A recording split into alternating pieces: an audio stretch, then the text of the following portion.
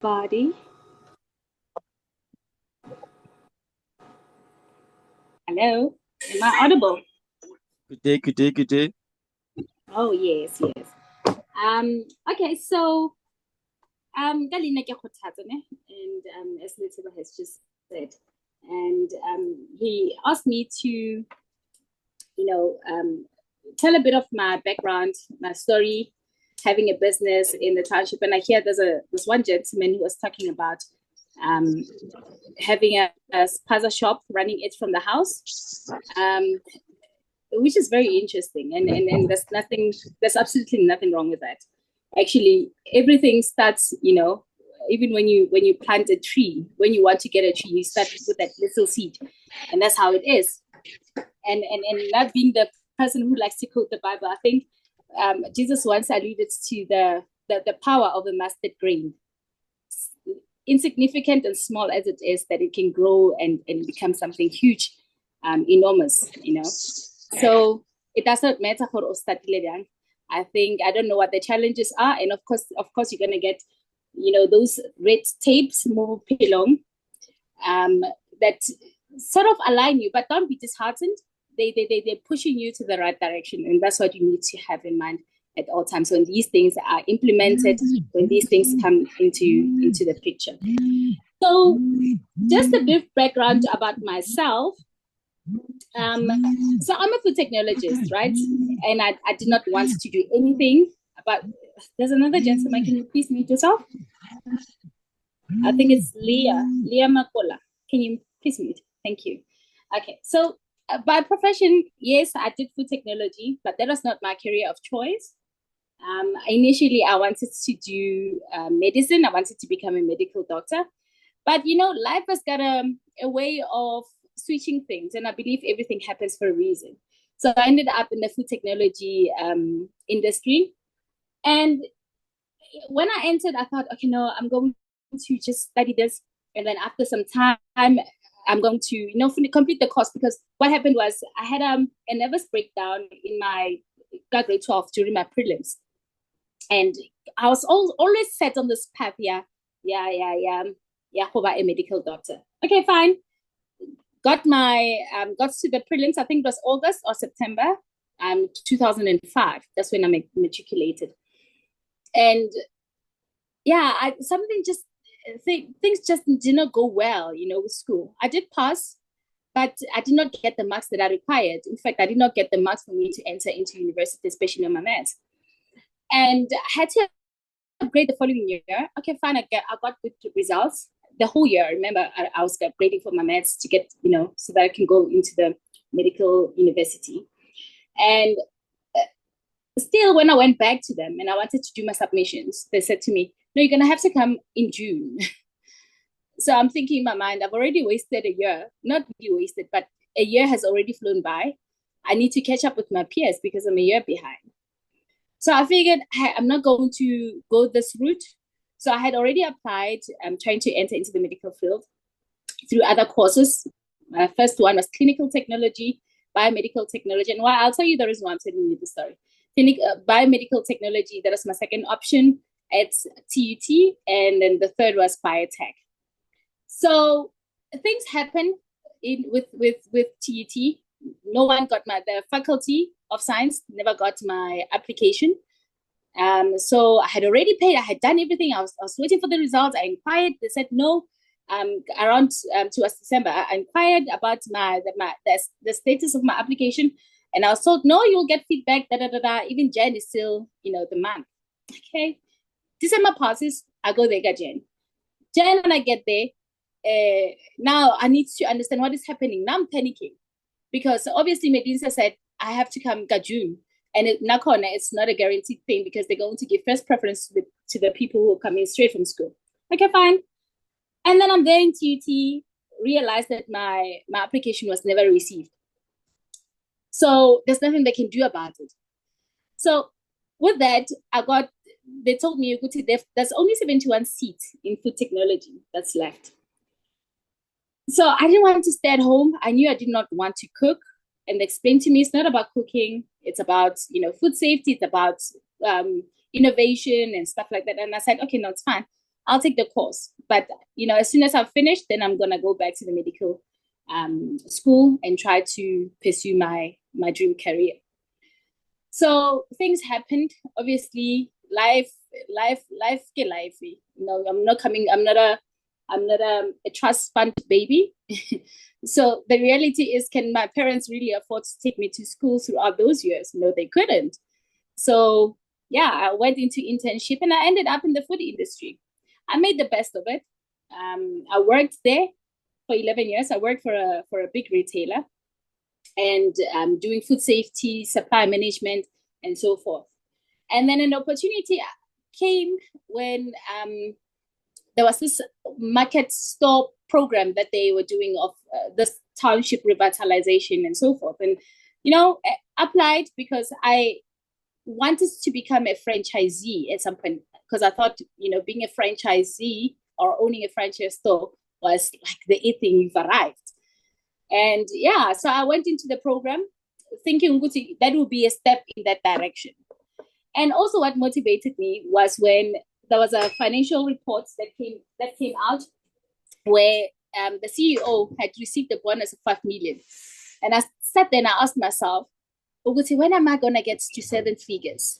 When as a Black child, when am I ever going to get to 7 figures? And that is what really prompted my fueled, my dream to pursue whatever it is that I wanted. I mean, with the food technology, like I said, I had made the best of it. And then I decided to quit. I resigned, and not just myself, it was myself and my partner. My partner is Masisi. So it's 2 ladies in the business. So we've been friends for 11 years, the 11 years that I've worked there, because she later joined the company when I was still there. But she had served 19 years in the food industry. So we decided, after talking much deliberation, we decided this is the one, we want to do this. She also wanted to quit and do her own thing. And then we decided to go into this program fully. So we resigned. So while I'm telling you the story, it's to show you that sometimes you don't end up in spaces that you really intend to, but life has got a way of switching things for you to end up where you need to be. And until you realize that part, that this is probably where I'm supposed to be, you start making the best of whatever situation you're in. So yeah, and then we decided, okay, fine. We started this business. Our store is called Kaylee Market. So we do groceries, butchery. We've got hot food, and we also have liquor on the side. Yes, for us, it was because it was a program. You were guided. You had like a proper mentorship. We carried on with it. Okay, and yeah, we've been here for 5 years. Yes, we've had the relationship with the preferred retailer ended. It didn't end on a good note, but everything has got its own pros and cons. I think one of the things that we learned in that journey of being with this retailer was the operations, which is very, very imperative in a business. The operations, how you conduct your business, on a professional level. Because the idea that we had was we wanted to expand post the spaza level and give, even though our store is smaller, but give people the kind of service and the food that is, of quality. Because I grew up in the township, and I've, like I said, working for a retailer, hearing the ideas that go around, that are passed around about the township, and when they want to do listing of their food and so forth, and you realize that now it's actually like your inferior type of quality that people in office spaces think that the township deserve. And we wanted to change that narrative, and that is what we did in how we, even Namanje, that's what we strive to do. Give people quality food, give people the freshest of food, give people great service, so that it's a sign of respect also, if you think about it. And also looking at the people that we serve. I mean, we serve older people, we serve Abu Mama, we serve kids. So these are the type of people that are normally, discarded, not really discarded, but for lack of a better word, discarded and put aside because they don't have anything flashy, So that's the idea that we had. So, but the one thing that we learned was the operations, how to facilitate the store, because retail is very cruel. Yeah. If your operations are not right, by operations I mean if your overheads are not right, if you don't have systems in place, there's a huge loss that you incur. And loss in retail is money. And you only realize that you're losing money, not when you lose 10 rands, when you lose 20 rands. You realize when you're losing thousands, when you're losing, a significant amount of money, depending on the turnover of the business, of course. So if you're, for instance, it's at 2.5 with your spata in a week, if you were to lose 500 rands, it's lost. You start feeling the pinch and you start searching for what transpired. But the truth of the matter is it has been lost. So having your systems in place is very, very imperative. Having, curbing your costs, how you go and the frequency of you going up and down, get you the cost to do. If you've got an employee or two, how you pay them, it's a cost. How they run the business, it's a cost. It's part of operations. So those are the things that we learned, and there were other things that we, if given the opportunity at some point, I will relate and warn people about. But what I wanted to get you to is having, certain things in place, like for instance, I know I talked about operations, but having certain things in place, like your statutory obligation. Your statutory obligation, I'm referring to your SARS stuff being registered. If you're a person who charges VAT, make sure keeping up with your returns and so forth. Your CIPC, having a formalized company, because not only does it benefit you at that particular point from a point of operations, but it benefits you even when you want to expand. Because ideally, like I said, the mustard grain that you just talked about was not for the mustard grain to just stay a mustard grain. He was talking about it as the ability of it to expand. And that is ideally what you do when you start a business. You don't want to stay in the same place. And that is why I don't know who it is who talked about we looking into doing this. That's an expansion. Now you're moving from operating from within your house. Now you want to take it a step further, a notch further. And that is ultimately the goal of starting a business. It's not to stay at the same point your whole life, is to expand. But for you to expand, now you need to change how you do things. And paying attention to your operations, paying attention to the statutory obligation are one of the most important things. Making sure that you bank your money, you've got an active bank account that's linked to your business. Those are the things that put you a notch up compared to the other person who decides, no, I'm not going to do these things. So even when you want to apply for funding, when you want to do certain things, they need those things. Those things must be in place. And honestly speaking, you can't run a business from your own pocket. You need funding. Namanje, if you think about it, your practice, your people who are billionaires, they don't go and utilize, they don't go into their own savings to start a business or to expand their business. They tap into the lenders, because that's how how wealth is created. That's an ideal way of doing things. You borrow money to make money. You don't take money, you don't take your savings, you don't sacrifice your children's school fees, you don't sacrifice your own personal stuff to go and start business. And that is where the statutory and the operations, having the system in place when a person comes in and says, hey, you know what, I'm really interested in your business, but how much are you making? I don't have to go and thumbsuck the figure. I have to go somewhere where I've captured my things, or if you've got a point of sale, you just go to the point of sale, your sales report for this day, for this month, for this fella. And one of the things that I'll tell you about, and I think Litseba knows, is that when we started having a conversation as a support to our business, he asked for the financials. He asked for the sales report. So those things play a huge role in how a person can, because it also gives a picture of what you've been doing, how the business has been performing. And even when it doesn't have to be a perfect picture, even when there's dips, they don't favorable, you get asked the question, and you would know, because you're the owner of the business, you're actively involved in it, you would know what happened.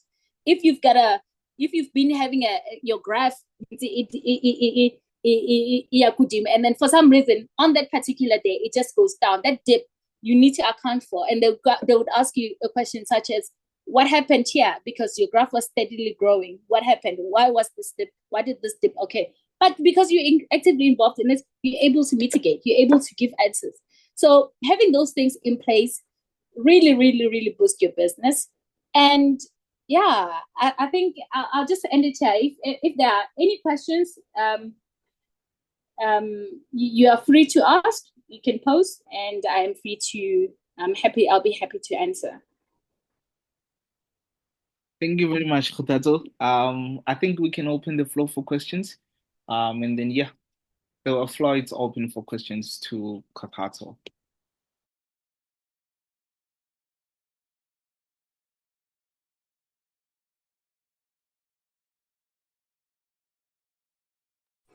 Am I allowed to put people on the spot? Please. Okay. Leah, Osleah, I'm hoping it's actually a lady. Osleah Makola, do you have any questions about anything concerning the business, and some sort of advice? If you would like clarity on certain things, do you have any questions concerning what I have said concerning your situation? How is it that you would like assistance? I think I don't have anything to ask. So far, I understand everything. Okay. Is your business registered, Osleah?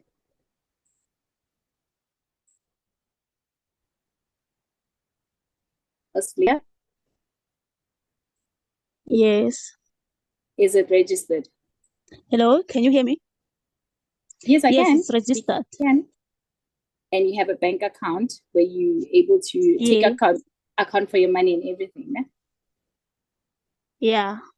And you have a point of sale system? I have what? Do you have a point of sale system? How do you make sales how do you scan your items? How do you take accountability of stock? I'm using my items. What's that? Ke shumisha the items jaaka. What do you shumisha bang? That's the part that's as what? No, how would you shumisha how would you shumisha how your items? Ke found a business jaaka with my own money.